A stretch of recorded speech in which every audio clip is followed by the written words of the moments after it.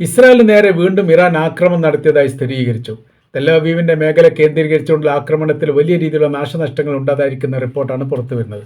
അതോടൊപ്പം തന്നെ മേഖലാ യുദ്ധം ആരംഭിച്ചതായി ഇറാൻ്റെ സൈനിക മേധാവി പ്രഖ്യാപിച്ചു. തങ്ങളൊരു ദേശത്തെയോ അല്ലെങ്കിൽ ഒരു രാജ്യത്തെയോ മാത്രം കേന്ദ്രീകരിച്ചുകൊണ്ടല്ല ആക്രമണം നടത്തുക എന്ന് മുൻപ് പറഞ്ഞിട്ടുണ്ട്. അതിന് സമാനമായ രീതിയിലാണ് തങ്ങൾക്ക് നേരെ ആയുധങ്ങളും സംവിധാനങ്ങളും ഒരുക്കൂട്ടിരിക്കുന്ന എല്ലാ രാജ്യങ്ങളെയും തങ്ങൾ ആക്രമിക്കും, അത് അമേരിക്കയുടെ ബേസ് കേന്ദ്രീകരിച്ചുകൊണ്ട് എണ്ണിപ്പറഞ്ഞ് ആക്രമിക്കും എന്ന് മുൻപ് പറഞ്ഞപ്പെട്ടത് ഏറെക്കുറെ സ്ഥിരീകരിച്ചിരിക്കുകയാണ്.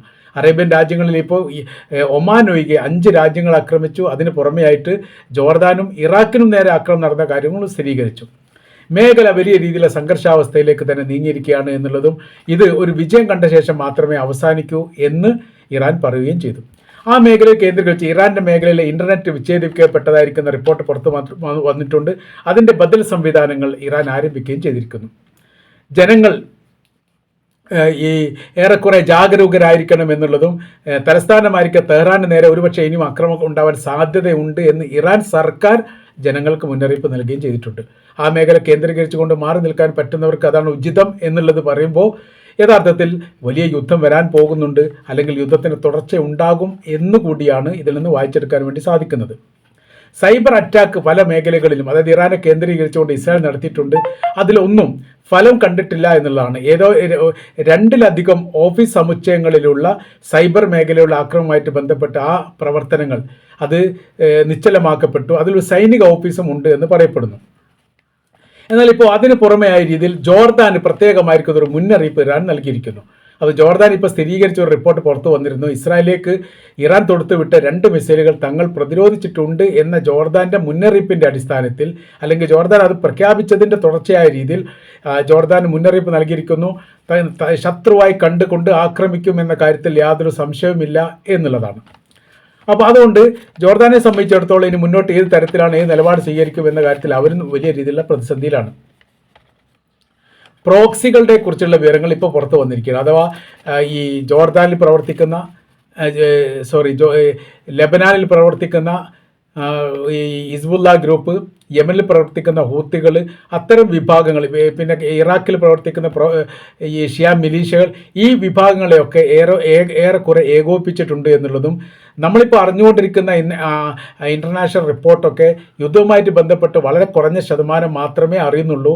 മാരകമായിരിക്കുന്ന ആക്രമണം തന്നെയാണ് ഇറാൻ്റെ ഭാഗത്തുനിന്ന് ഇസ്രായേലിന് നേരെ നടന്നുകൊണ്ടിരിക്കുന്നത് എന്ന റിപ്പോർട്ടുകളാണ് തന്നെയാണ് പുറത്തു വരുന്നത്. അപ്പോൾ ഇസ്രായേലിനെ സംബന്ധിച്ചിടത്തോളം അവർക്ക് പരിക്ക് ഏൽക്കുകയോ അല്ലെങ്കിൽ എന്തെങ്കിലും നാശങ്ങളോ നഷ്ടങ്ങളോ ഉണ്ടാവുകയാണെങ്കിൽ അത് അങ്ങനെ തന്നെ റിപ്പോർട്ടാക്കി പുറത്ത് വിടുക എന്നുള്ളത് സാധാരണഗതിയിൽ അവർ ചെയ്യാത്തതാണ്.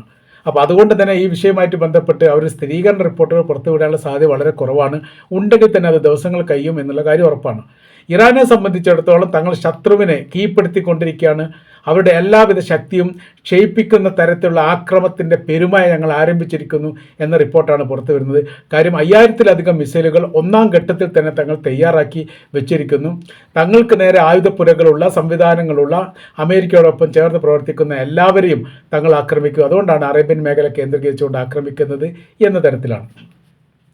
അപ്പോൾ അറബ് മേഖല കേന്ദ്രീകരിച്ചുകൊണ്ട് അവിടുന്ന് ഇറാൻ ആക്രമിക്കുന്നത് എന്ന് നിർദ്ദേശം നൽകിയിട്ടുണ്ടെങ്കിൽ പോലും പിന്നെയും ഈ മേഖല കേന്ദ്രീകരിച്ചുകൊണ്ട് പ്രത്യേകിച്ച് ഖത്തറിലെയും ബഹ്റൈനിലെയും കുവൈറ്റിൻ്റെയും അമേരിക്കയുടെ സൈനിക ബേസ് കേന്ദ്രീകരിച്ചുകൊണ്ട് വൻതോതിൽ യുദ്ധവിമാനങ്ങളും ആയുധങ്ങളും വന്നിരിക്കുന്ന റിപ്പോർട്ട് കഴിഞ്ഞ ദിവസമൊക്കെ അൽ ജസീറ അടക്കമുള്ള ചാനലുകൾ റിപ്പോർട്ട് ചെയ്തതാണ്.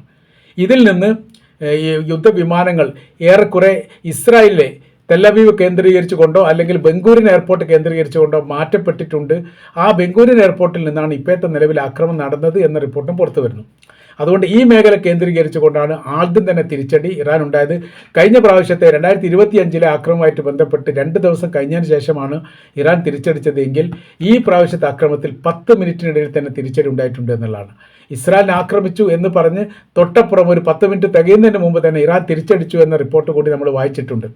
അപ്പോൾ അതിൻ്റെ അർത്ഥം എന്ന് പറഞ്ഞാൽ വളരെ തയ്യാറെടുപ്പുകൾ ഇറാൻ നടത്തിയിട്ടുണ്ട് എന്നുള്ളതും അവരൊരു ആക്രമണത്തെ പ്രതീക്ഷിക്കുകയാണ് എന്നുള്ളതും തിരിച്ചടി സംബന്ധമായിരിക്കുന്ന സംവിധാനങ്ങൾ ഒരുക്കാൻ വേണ്ടിയിട്ട് എല്ലാവിധ നിർദ്ദേശങ്ങളും ഈ ഇറാൻ്റെ സൈനിക മേധാവികൾക്കും സംബന്ധമായിരിക്കുന്ന ആളുകൾക്കും നൽകിയിട്ടുണ്ട് എന്നുള്ളതും കൃത്യമാക്കുന്ന രീതിയിലുള്ള വിവരമാണ് ഈ മേഖല കേന്ദ്രീകരിച്ച് കൊണ്ട് പുറത്തു വന്നത്. അറേബ്യൻ രാജ്യങ്ങളെ സംബന്ധിച്ചിടത്തോളം ചരിത്രത്തിൽ ആദ്യമായിട്ടാണ് ഒരു ഇറാൻ പോലെയുള്ള ഒരു രാജ്യം സംയുക്തമായ രീതിയിൽ ആ രാജ്യങ്ങളെ കൂട്ടായ രീതിയിൽ ആക്രമിക്കുന്നു. അതോടൊപ്പം തന്നെ ഇസ്രായേൽ ആക്രമിച്ച് തിരിച്ചടിയായ രീതിയിൽ സമയബന്ധിതമായി തന്നെ തിരിച്ചടി നൽകുന്ന ഒരു മുസ്ലിം രാജ്യവും ഇറാൻ മാത്രമാണ്.